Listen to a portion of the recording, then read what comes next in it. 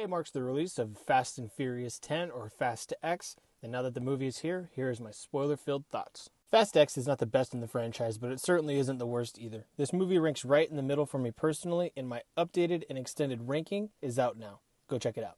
My favorite aspects of this movie, for starters, is that it is not a save-the-world movie like the last 5 movies have been. While it's not a save-the-world movie, the element of chaos and disruption is higher than it's ever been, both internally and externally. I like how it focuses on the outcomes of Fast 5, which is my favorite in the franchise. Jason Momoa is a fantastic villain as Dante and does a much better job as an antagonist than I anticipated. Many other reviewers compare him to the Joker of the Fast franchise, which is 100% accurate. There's even a moment in the movie that I was not expecting, which was extremely disturbing, but also kind of funny because of the way he acted it out.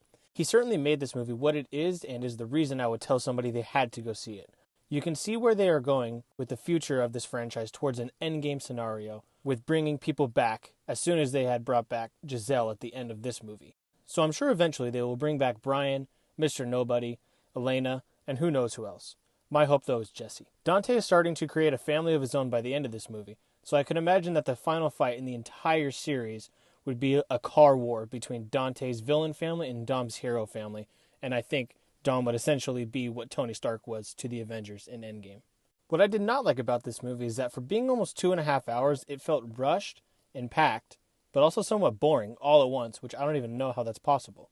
I feel like without Dante and Jason Momoa's acting in this movie, it would have been incredibly boring with anyone else in that role.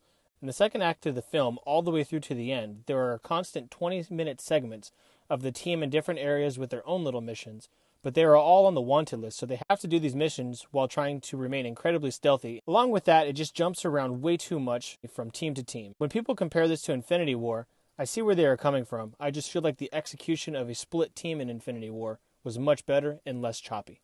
Another element that I wasn't a fan of is that the movie has an extremely serious tone to it, which is kind of new to the Fast and Furious franchise. There's typical, usual banter, but it's not as funny as it usually has been, especially between Roman and Tej.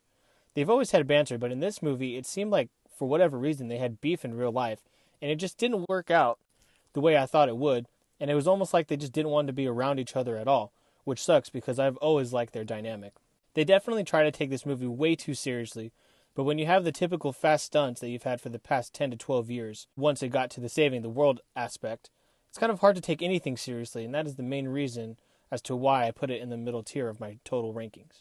While it might come off that I'm going harder on this movie than lighter on this movie, I still did enjoy it. It's hard for me to not enjoy these movies just because if you sit back and watch and just anticipate everything not making sense, it's just a fun time at the movies. And there's nothing wrong with that. Much like how Black Adam wasn't the best superhero movie, it was still a fun time and just a good little escape, which is my favorite part of the movies, is going away to escape. Whether it's in a comedy, an action, a romantic, a musical, anything. Every movie is an escape for somebody, and that's what I love most about these movies.